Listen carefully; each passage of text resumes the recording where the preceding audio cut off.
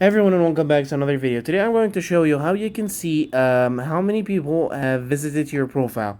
So first of all, on Facebook. So let's first of all open Facebook. Then go onto your account, okay?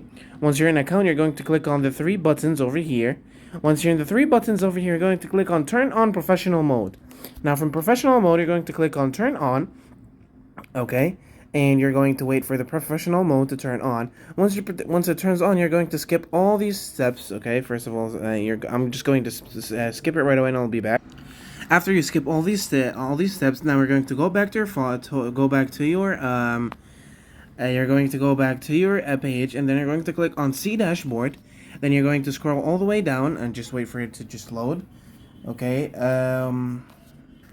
Once it loads, you're going to scroll down all the way to something called Professional Mode Guide. From Mode Guide, you're going to scroll until you see Insights, and from Insights, you're going to click on View Insights.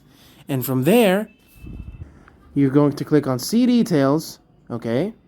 And from See Details, you're going to find everything. New followers, profile visits, and as you can see, profile visits over here, you're going to find everyone who followed you, who visited your profile.